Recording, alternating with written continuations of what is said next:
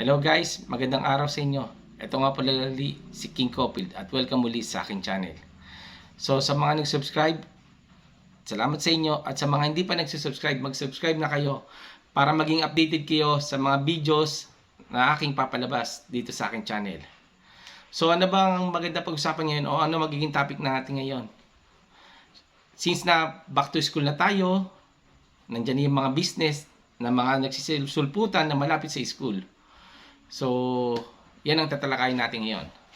So, ano bang unang-una na patok na negosyo na malapit sa school? Siyempre, magtitinda ka ng school supplies. Pag may school supplies ka, samahan mo na rin ng Xerox machine o photocopy. Yan. Kasi maganda talaga magtinda ng school supplies. Lalo na ngayon, unang-una, ang school supplies ay hindi nabubulok. Nandyan lang yan. Kahit anong oras, pwedeng bilhan. Papel, ballpen, lapis, color paper, Manila paper, anong pang klaseng papel. Maganda itinda yan. Kasi unang-una, kailangan yan ng mga estudyante. Kadalasan yung mga projects na gagamitin, yung mga ginagamit sa schools, yan. Ang magiging kakompetisyon mo lang dyan, medyo pababaan na lang kayo. Para at least kahit papano, hindi lang na ikaw ang magtitinda dyan, marami pang iba. So, sa presyo na lang kayo magkakatalo. Sa Xerox machine, photocopy, isabay mo yan. Kasi maganda rin yan. Since na meron kang school supplies sa tinda, sabayan mo na ng photocopy machine para mas okay ang iyong business tungkol sa mga school supplies at photocopy machine. Yan ang maganda dyan. So, ano nga bang pangalawa? Anong magandang tayong business dyan na malapit sa school? So, syempre, karinderya, kainan. So, kadalasan sa mga estudyante, mahal ang bilihin sa loob ng school. Alam natin yan, mas mahal.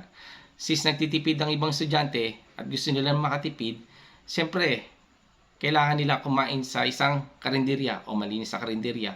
So, bilang magtitinda ng mga ulam, dyan na lang kayo magpapatok o magkakaiba-iba ng ibang nagtitinda ng karinderya. So, magkakatalo kayo sa ulam, sa presyo, at kung paano mo ipopromote yung iyong ulam. Pwede ka magpa-free sabaw, ganyan, para mas maging patok sa iyo. So, yun ang pangalawa. Una, school supplies, pangalawa, karinderya. So, ano pa ba natin pwedeng maging choices para sa patok na negosyo na malapit sa school? Street food. Yan. Kasi ang mga estudyante talaga mahilig yan sa street food o kahit hindi estudyante. Siyempre, pag malapit sa school, paglabas yan ng school, kakain yan. Tutusok-tusok yan. Siyempre, ano bang magandang itinda ng street food na patok sa iyong budget? Kahit 1,000 or hanggang 2,000 na budget, makapagpatayo ka ng ganyang klase ng street food. So, sample natin, fishball, kikiam, palamig, squid balls, kwek-kwek. Yan ang mga pangunahin na ititinda ng isang street food vendor. Magtayo ka lang ng isang maliit na mesa, tapos lagyan mo lang ng isang malaking payong. Okay na yan. Pwede na yan. So, magkakatalo nila kayo sa sauce. Pero magandang business yan, street food. Kasi tulad nga ng sinabi ko, yung mga ibang estudyante na nagtitipid, pupunta lang yan dyan sa gilid ng school, paglabas ng gate, kakain na yan ng tusok-tusok. So, ano pa ba ang kasunod? Maliban daw sa street food, siyempre, kung may budget ka naman, at medyo maganda-ganda, at may pwesto ka talaga, malapit ka sa school, magtayo ka ng internet cafe. Ba't ka mo hindi? Kasi pag may internet cafe ka o computer shop, dudumugin ka ng mga estudyante. Isa yan. Isa yan sa mga pinupuntahan, lalo na pagkalabas ng school.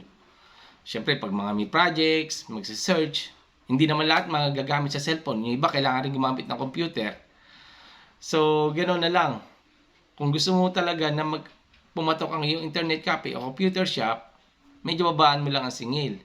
Kasi, tulad nga sinabi, since may cellphone na, pero pwede pa rin niya. Kasi yung iba, hindi naman natin kailangan daanin lahat sa cellphone. Kailangan rin natin gumamit ng computer para mapabilis ang paghahanap kung ano man kailangan hanapin na related sa iyong school activities o school project. So, ano pa ba ang pwede nating gawing patok na negosyo na malapit sa school? Lugawan o gotohan.